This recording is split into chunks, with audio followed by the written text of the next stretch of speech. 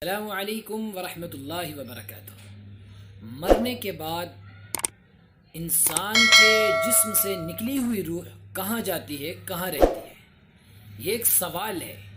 बहुत सारे जहनों में और बहुत सारे लोग सवाल करते हैं और बहुत सारे लोगों के जहनों में ये बात रहती है कि मरने के बाद इंसान की रूह कहाँ रहती है।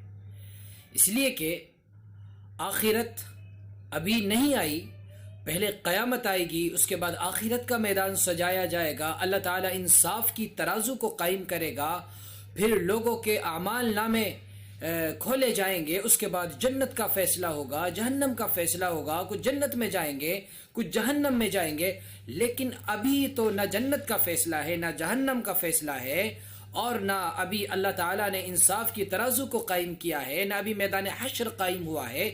तो फिर ये आखिर इंसान की रूह रहती कहाँ है, जाती कहाँ है?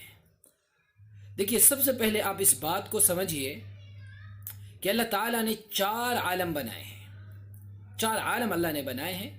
एक आलम है जन्नत, जन्नत भी एक आलम है। दूसरा है दोज़ख, जिसे जहन्नम भी कहते हैं। और तीसरा है ये दुनिया जिसमें मैं और आप हम सब रहते हैं। और चौथा है आलम बरज़ख, उसको आलम अरवाह भी कहा जाता है, जिसे रूहों की दुनिया।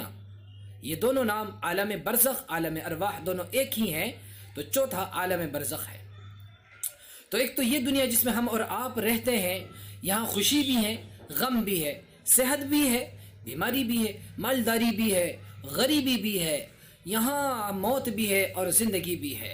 यानी ये दुनिया हमेशा किसी चीज़ को यहाँ पर दवाम नहीं है, हमेशगी नहीं है। यहाँ की हर चीज़ को ख़त्म होना है, यहाँ की जवानी को ख़त्म होना है, यहाँ की नेमतों को ज़वाल है, ख़त्म होना है, यहाँ की सेहतों को बीमार पड़ना है, यहाँ के बचपन को ख़त्म होना है, नेमतों को एक दिन ख़त्म हो जाना है, यहाँ की ज़िंदगी को ख़त्म हो जाना है। और दूसरा जो आलम है जन्नत, जन्नत के अंदर मज़े ही मज़े हैं, नेमतें ही नेमतें हैं। वहाँ की तंदुरुस्ती हमेशा, वहाँ की नेमतें हमेशा, वहाँ की राहतें हमेशा, वहाँ जवानी ऐसी कि कभी बुढ़ापा नहीं, वहाँ सेहत और तंदुरुस्ती ऐसी, कभी बीमारी और कोई कमज़ोरी नहीं।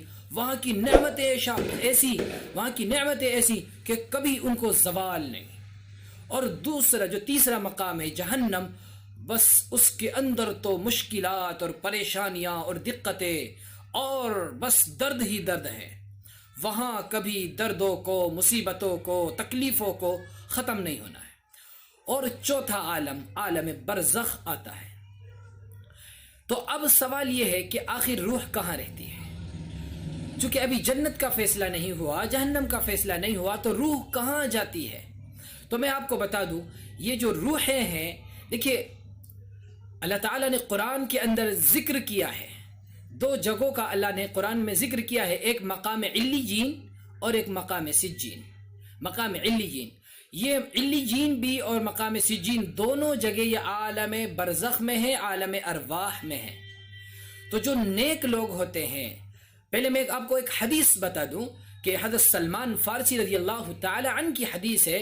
वो फरमाते हैं कि मरने के बाद इंसान की रूह आलम बरज़ख में चली जाती है और वहाँ जाकर वो बात भी करती है, देखते भी हैं, एक दूसरे से मिलते भी हैं। और जिस तरह ये हमारी एक दुनिया है, इसी तरह रूहों की एक दुनिया है। तो जो नेक लोग हैं, जो अच्छे लोग हैं, जो अल्लाह वाले हैं, दीनदार लोग हैं, वो मज़े में हैं, नेमतों में हैं, तो उनको मकाम इल्लियीन में रखा जाता है। इल्लियीन के माना बाला खानों के आते हैं, बाला खानों के इल्लियीन के माना आते हैं। तो नेक लोगों की, अल्लाह के नेक बंदों की रूह है, दीनदार लोगों की रूह है, उस मकाम इल्लियीन में रहती हैं। और वो बस ये समझिए कि वो जन्नत के मज़े उस मकाम इल्लियीन में लेते रहते हैं। इसी तरह जो बद रूहें हैं, बुरी रूहें हैं, काफिरों की, नाफरमानों की, फासिकों की, फाजिरों की रूहें हैं, वो भी आलम बरज़ख में रहती हैं, लेकिन उनकी अलग जगह है आलम बरज़ख के अंदर ही, जिसको मकाम सिज्जीन कहा जाता है। सिज्जीन के माने कैद खाने के आते हैं। कुरान ने जो लफ्ज़ जिक्र किया है, कल्ला इन्ना किताबल फुज्जारी लफ़ी सिज्जीन, तो सिज्जीन के माना कैद खाने के आते हैं।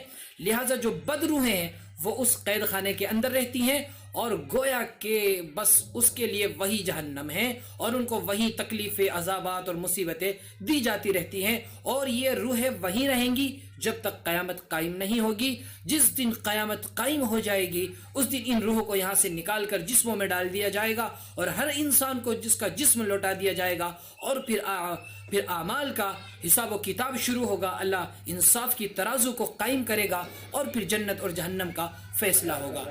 फ़कत वस्सलाम। आगे इस मैसेज को शेयर कीजिए, इस जानकारी को, दीन की इस बात को आगे तक पहुंचाइए ताकि आप भी हमारे साथ इस सवाब में शामिल हो सके। जज़ाकल्लाह।